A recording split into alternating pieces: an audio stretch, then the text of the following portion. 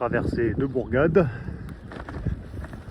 Hop, je vais me choper une poubelle. Et non, c'était pour montrer, il y a...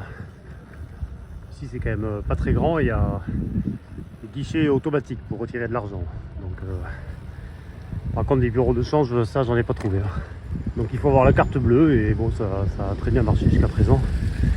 Et dans les commerces on peut aussi payer avec la carte bleue et tout ce qui est Apple Pay et tout ça là, apparemment ça fonctionne aussi. Et ça c'est le projet Vision 2030 du prince héritier Mohamed Ben Salman, sur lequel tout repose. Et j'entends un peu parler de ce projet, enfin les fois où j'étais un peu en contact avec des gens, ils en ont souvent parlé.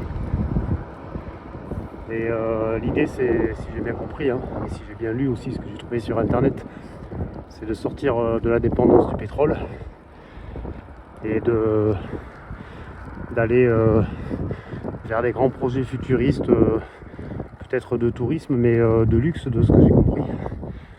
Comme Neom, là, la ville du futur, là, basée sur des technologies modernes. Et aussi de privatiser tout un ensemble de secteurs. Parce qu'actuellement, en fait, les gens, ils sont... En gros, si je l'ai bien compris, ils sont subventionnés par l'État. On leur file de l'argent pour... en gros, pour pouvoir vivre, en tout cas les Saoudiens. Et puis le reste du boulot est fait par des petites tâches entre guillemets par des étrangers. Et en fait toute l'économie est subventionnée par le pétrole, quoi. Et Atayek, il me parlait un peu des salaires en Arabie Saoudite.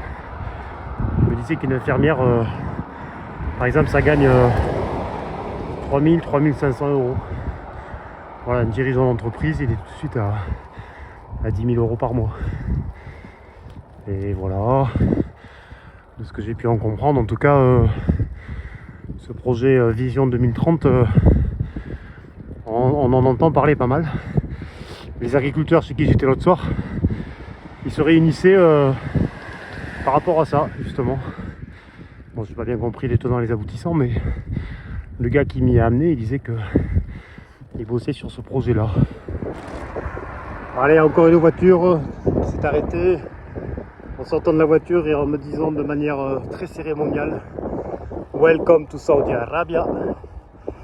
Et ils vont faire une bouteille d'eau et ils sont repartis. Génial, ça fait du bien au cœur. Alors lui, il s'est arrêté pour me proposer de m'amener. Un beau massif là, avec de belles aiguilles. Bon, avec les éclairages, on voit pas s'il y a des parois ou pas.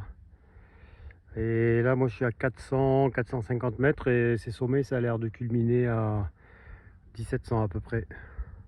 Voilà, je vois le café en roulant. On vient de m'offrir encore une voiture qui s'est arrêtée. Et puis j'arrive pas à parler parce que dans la bouche, j'ai un gobelet plein de dattes. Bon, bref, la vie est belle, je suis bienvenu.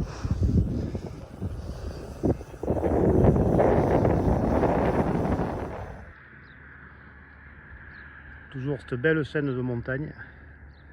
On commence à voir un peu là du relief. Ça n'a pas trop l'air de faire des parois. Et c'est de plus en plus verdoyant. Et au bout de cette route là, si je la continuais, à 90 km, il y a le port. Salut, le port de Yanbu. Ah, eux, ils vont s'arrêter pour m'offrir un truc. Finalement, ils continuent. Wow, il y en a, ils vont vite. Heureusement qu'il y a cette bande de mètres là. Et ah oui, ils se sont arrêtés, ouais. Et je parlais du pétrole. Oui, le port de Yanbu, c'est là un des deux ports où arrivent les pipelines. Et qui mettent le reste du monde sous perfusion. Ceci dit, l'Arabie Saoudite, de ce que j'ai lu, c'est 20% de la production de pétrole mondiale. Je croyais que c'était un peu plus.